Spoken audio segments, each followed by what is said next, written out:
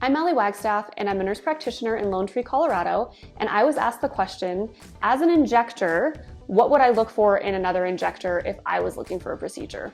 And so 4 things came to mind for me personally, and the first one would be, are they a medical professional? So a medical professional would be somebody like a registered nurse, a nurse practitioner, physician assistant, or a physician.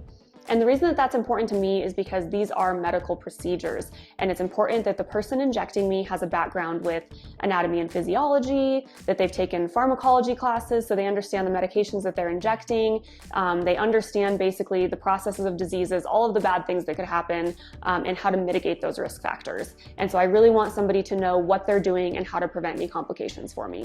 The second thing I would really care about, after making sure that they had great credentials and experience as well, which I'll get to, would be, what do they look like? Do they look how I want to look?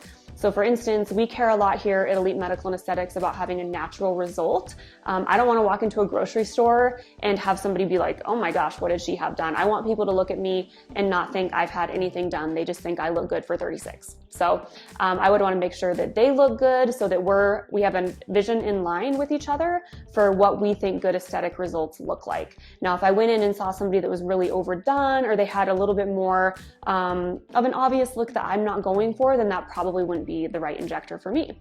The same way that if somebody is wanting that look and they came in and see me, whereas I'm considered underdone, they may not like that. So you have to find your right fit. The third thing, going back to experience, is what kind of experience does this clinician have? So yes, they're a medical professional, but they could be, you know, an OBGYN or somebody that they know anatomy very well in the pelvis, but maybe not so much in the face, or they're just starting out in aesthetics and they don't have a ton of experience. On the flip side, you could have somebody that maybe has 20 years of experience. They studied this 20 years ago, but then maybe they haven't done much to refresh their knowledge and skills. So continuing education is really important too. I want somebody that does this every day. They don't just do it on the weekends for fun. They don't just do it occasionally. They're doing this every single day. So that's also something you have to be careful if you're like, I'm gonna go to the most experienced plastic surgeon in the city. Well, chances are that plastic surgeon probably won't be injecting you.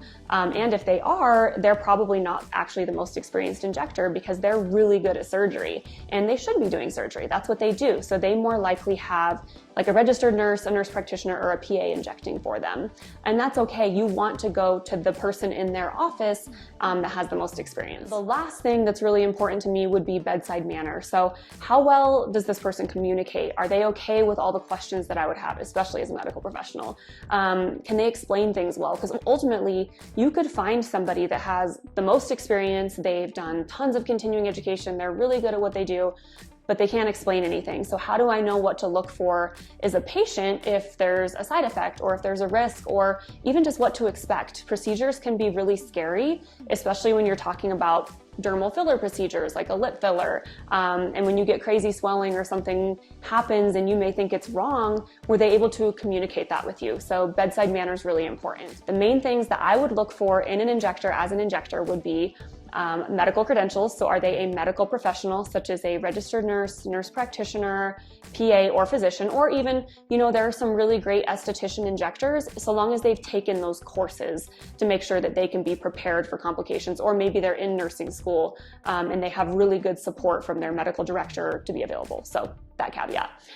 The second thing is, what kind of experience do they have, and do they do continuing education? Great bedside manner, and I went a little out of order here, but what do they look like? So is how they look in line with how you want to look? Or for me, I really want a natural look. I don't want it to be obvious that I've done anything, so I want to make sure that my injector has that same look.